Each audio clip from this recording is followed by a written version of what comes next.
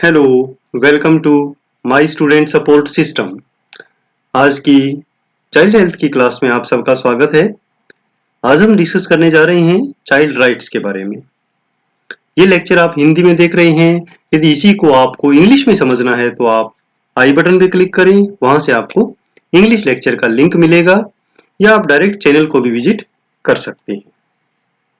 Child rights Bharat ने 1991 में जो अंतर्राष्ट्रीय निगमों के लिए एक नैतिक श्रम बाजार बनाने के प्रयास में जो सम्मेलन हुआ था संयुक्त राष्ट्र का, उसकी पुष्टि 1992 में की थी कि वो जो बाल अधिकार हैं, चाइल्ड राइट्स हैं, वो इंडिया में भी लागू होंगे।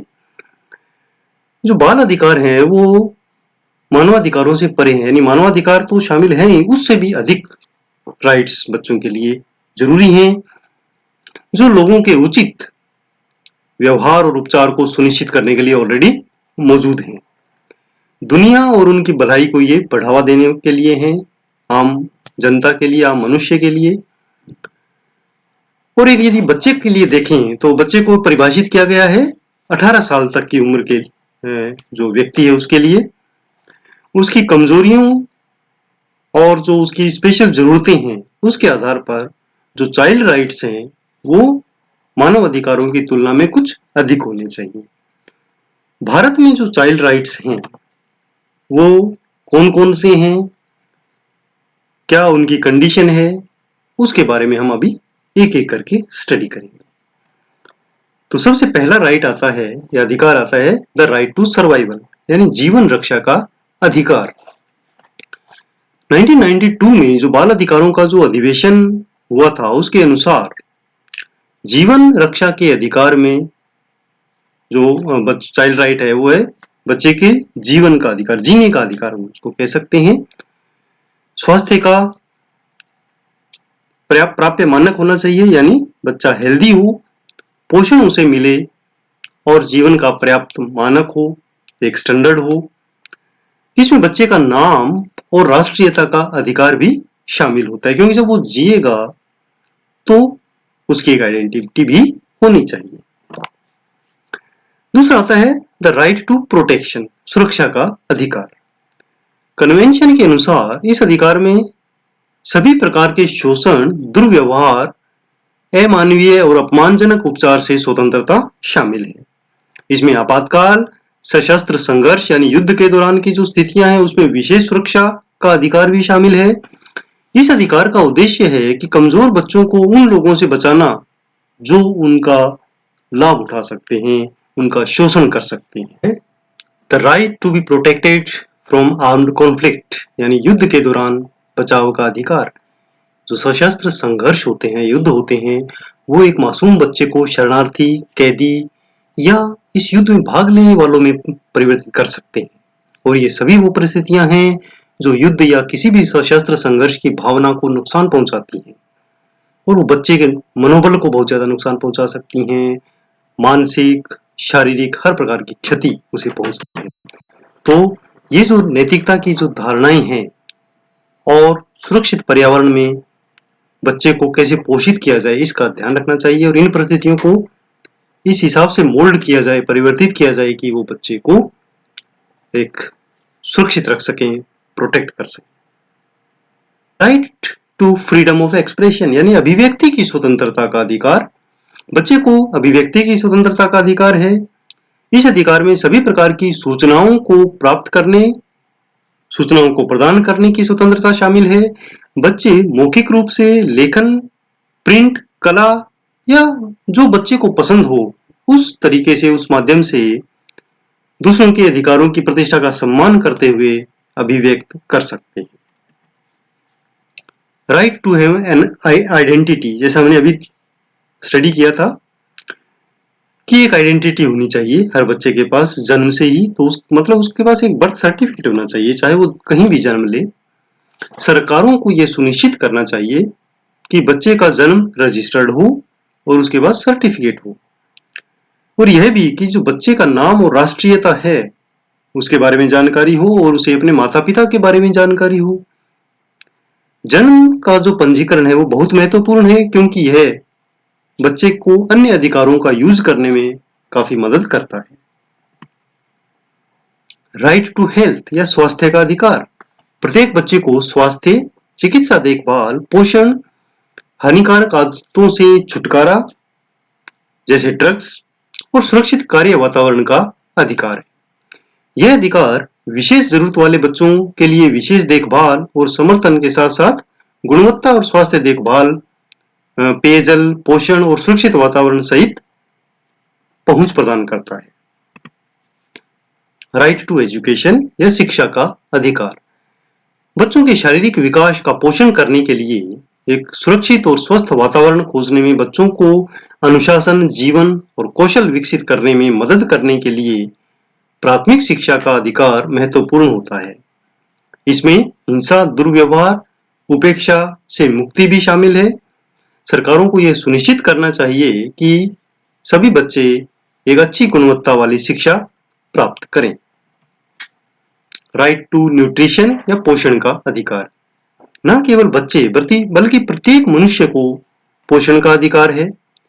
जीवन में यदि अर्ली लाइफ में अपर्याप्त पोषण मिलता है तो वह विकासशील मस्तिष्क के लिए बहुत ही नुकसानदेह हो सकता है, अपूरणीय क्षति उसे पहुंचा सकता है। लेकिन वर्तमान में भारत क्या विश्व के बहुत सारे बच्चे कुपोषित हैं, पर्याप्त उन्हें भोजन मिल नहीं पाता है, हर 5 में से एक किशोर कुपोषित है और यदि बच्चियों को देखें तो 50% बच्चियां एनीमिक हैं। इस बच्चों के इस अधिकार के लिए काफी कुछ किया जाना बाकी है। Right to protection from abuse, दुर्व्यवहार से सुरक्षा। बच्चों को गलत व्यवहार या यौन शोषण या शारीरिक हिंसा का शिकार नहीं होना चाहिए। इसमें अनुशासन के साधन के रूप में भी हिंसा का उपयोग शामिल है, मतलब वो उस समय भी हिंसा नहीं होनी चाहिए। यौन शोषण और दुर्व्यवहार सभी के जो सभी रूप हैं वो अस्वीकार्य हैं। अगला अधिकार है right to protected from exploitation, शोषण से बचाव का अधिकार। बच्चों को शोषण से मुक्त करने के लिए हिंसा से सुरक्षा महत्वपूर्ण है। यह माता पिता द्वारा दुर्व्यवहार, लापरवाही और हिंसा तक भी फैला है, यानी उनसे भी उसे प्रोटेक्शन मिलनी चाहिए। भले ही इसे घर पर अनुशासन मेंटेन करने के साधन के रूप में उचित ठहराया जाए, फिर भी वो अनुचित है। इसके अलावा बच्चों को मुश्किल या खतरनाक परिस्थितियों में काम करने के लिए भी नहीं कहा जा सकता। बच्चे केवल सुरक्षित काम कर सकते हैं और वो भी चाहें तब, जो स्वास्थ्य, शिक्षा और खेल तक पहुंच से समझौता नहीं करते।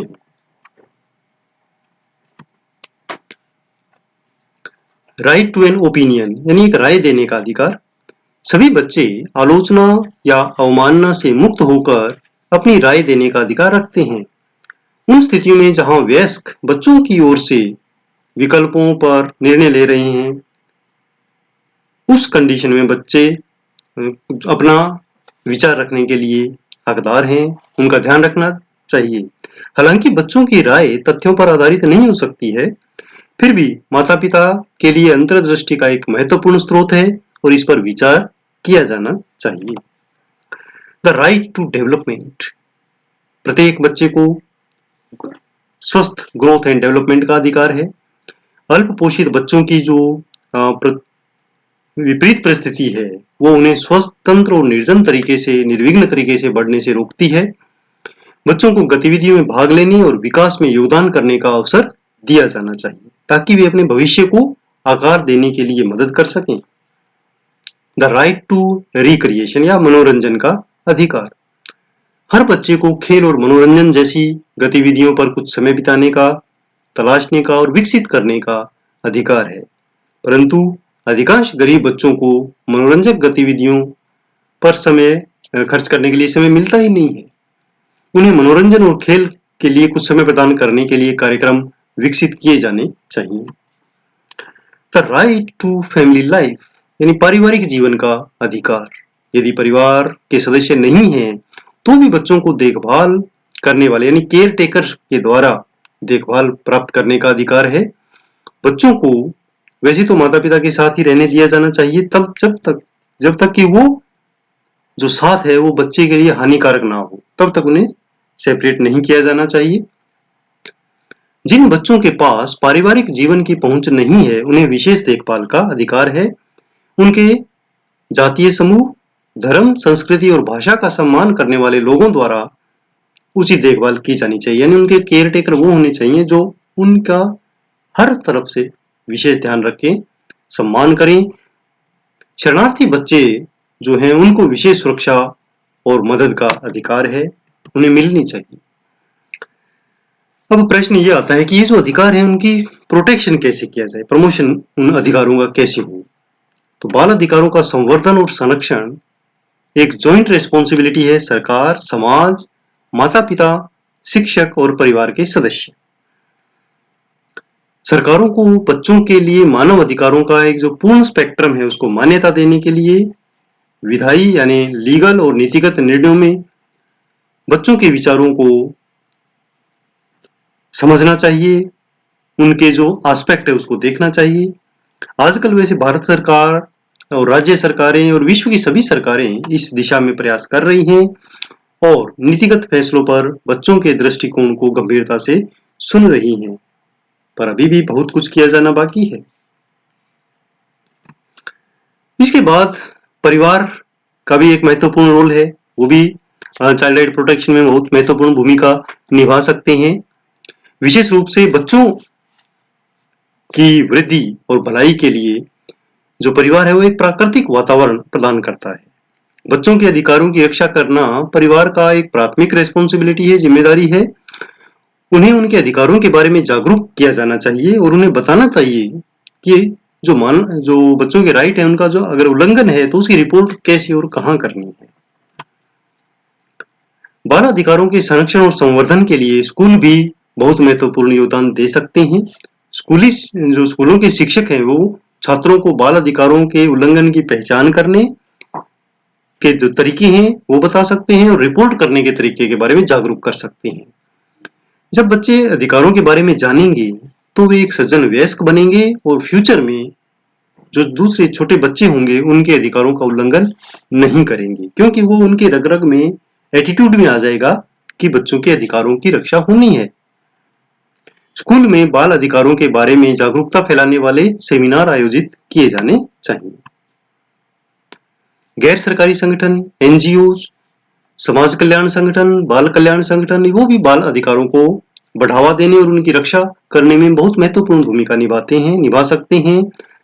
कई एनजीओ बाल कल्याण के लिए कार्यक्रम कर भी रहे हैं और बच्चों को बाल अधिकारों के उल्लंघन, विशेष रूप से बाल श्रम और शोषण से बचा रहे हैं। कुछ गैर सरकारी संगठन बाल श्रम से बचाए गए इन बच्चों के लिए कल्याणकारी घर भी चलाते हैं। यूनिसेफ जैसे अंतर्राष्ट्रीय संगठन सरकारों के साथ सहयोग करते हैं और बाल अधिकार सम्मेलन के जो पॉइंट्स हैं उनके क्रियान्वयन के लिए तकनीकी सहायता प्रदान करते हैं। अन्य संगठन जैसे संयुक्त राष्ट्र शरणार्थी एजेंसी, WHO और यूनेस्को भी बाल अधिकारों को बढ़ावा देने और उनकी रक्षा करने में सहायता करते हैं। इसके बाद सरकार, भारत सरकार के मामले में यदि हम देखें तो बाल अधिकारों के संरक्षण के लिए मार्च 2007 में एक वैधानिक निकाय की स्थापना की थी जिसे राष्ट्रीय आयोग के रूप में जाना जाता है। राष्ट्रीय बाल अधिकार संरक्षण आयोग NCPCR बाल अधिकारों की सार्वभौमिकता और अपरिहार्यता के सिद्धांत पर जोर देता है और देश के सभी बच्चों से संबंधित नीतियों में तात्कालिकता के स्वर को पहचानता है। आयोग के लिए 0 से 18 आयु वर्ग के सभी बच्चों के संरक्षण का समान महत्व है। आयोग मुख्य रूप से ध्यान रखता है कुछ कार्यों का, जैसे सबसे पहले लोगों में जागरूकता पैदा करना, बच्चों के लिए खड़े हों, उनके अधिकारों की रक्षा के लिए देश में एक नैतिक बल बनाना। आयोग का काम नीतिगत ढांचे और कानूनी ढांचे के गैप को देखना कि जो बच्चों को अधिकारों को प्रोटेक्ट नहीं कर पा रहे हैं और उसके लिए सिफारिश करना। तीसरा कार्य आयोग का वो है विशिष्ट शिकायतों को उठाना, जो भी शिकायत निवारण के लिए सामने आती हैं उनका निवारण करना और बच्चों के आत्महत्या से संबंधित और कुछ ऐसे मामले जिनमें हनन हो रहा है बाल अधिकारों का, उनको अपने आप उठा सकती है और जो उल्लंघन करता है उनको सम्मन जारी कर सकती है और उनके विरुद्ध एक्शन ले सकते हैं। बाल अधिकारों को रोकने के लिए बहुत सारे कानून भी हैं, जैसे बाल अधिकार संरक्षण आयोग अधिनियम 2005, द चाइल्ड एक्ट 1960, बाल विवाह निषेध अधिनियम 2006, दहेज निषेध अधिनियम 1961, बाल श्रम निषेध अधिनियम 1986, एमटीपी एक्ट 1971, कार्यस्थल पर महिलाओं का यौन उत्पीड़न रोकथाम निषेध और निवारण अधिनियम 2013 और किशोर न्याय अधिनियम बच्चों की देखभाल और संरक्षण से संबंधित 2015। ये सारे जो कानून हैं वो बच्चों के अधिकारों की रक्षा के लिए बनाए गए हैं। ऐसे ही वीडियोस देखने के लिए आप माई स्टूडेंट सपोर्ट सिस्टम इस चैनल को सब्सक्राइब कर सकते हैं। Facebook page my student support system को लाइक करेंगे तो आपको लेटेस्ट अपडेट का नोटिफिकेशन मिलता रहेगा। अपने नोट्स बनाने के लिए, आप कंटेंट्स देखने के लिए mynursingstudents.blogspot.com इसे विजिट कर सकते हैं।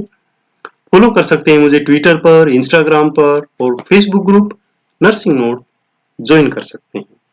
धन्यवाद। आपका दिन शुभ हो।